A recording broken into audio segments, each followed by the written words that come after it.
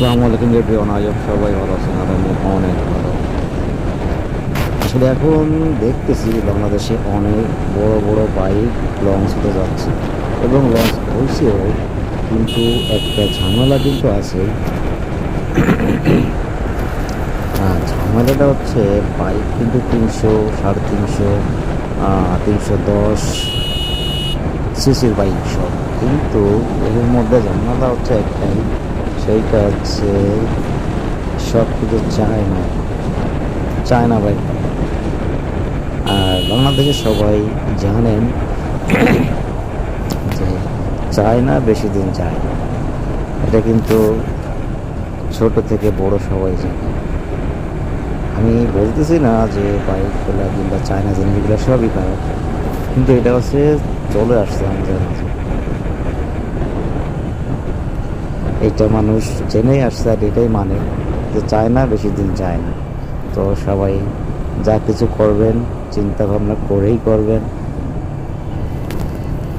আর দামটাও কিন্তু বেশি না, যেমন R15 দামের থেকে অনেক কম। যেটা 150 সিসির বাইক,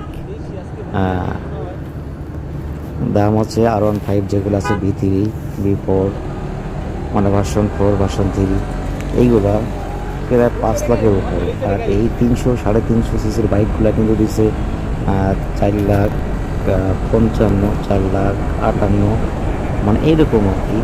5 লাখের উপরে কিন্তু না, 4,88,000 টাকা একটা দিছে, সেটা হচ্ছে ব্ল্যাক কালার মনে হয়।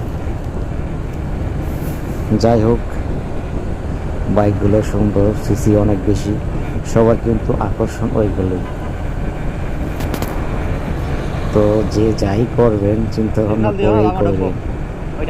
আমি এটা বলতেছি না যে আপনারা কিনবেন না কিংবা কেনার দরকার না, এটা আমি বলতেছি না, কিন্তু যা কিছু করবেন চিন্তা ভাবনা করেই করবেন যে এত সিসির বাইক এত কম টাকায় দিচ্ছে, তার কারণটা কি। আমি কিন্তু এর কারণটা এখনও খুঁজে পাই নাই। আর আমার থেকে অনেক বড় বড় মাপের মানুষ আছে, তারা হয়তো খোঁজে নাই এখনও, কিন্তু সবাই সুন্দরের পূজারি, সেটা খারাপ হোক আর ভালো হোক এইগুলা দেখে না। আর আমি কিন্তু এটাও বলছি না যে চায়না জিনিস যেগুলো আসছে দাম কম দেখে মাল খারাপ, তা কিন্তু না। কিন্তু আমাদের দেশে চায়না জিনিসটা মানুষ যা ইউজ করে এগুলো বেশি দিন যায় না, সেই হিসাবে মানুষ বলে যে চায়না বেশি দিন যায় না। তো সবাই ভালো থাকবেন, আর যা করবেন চিন্তা ভাবনা করে করবেন।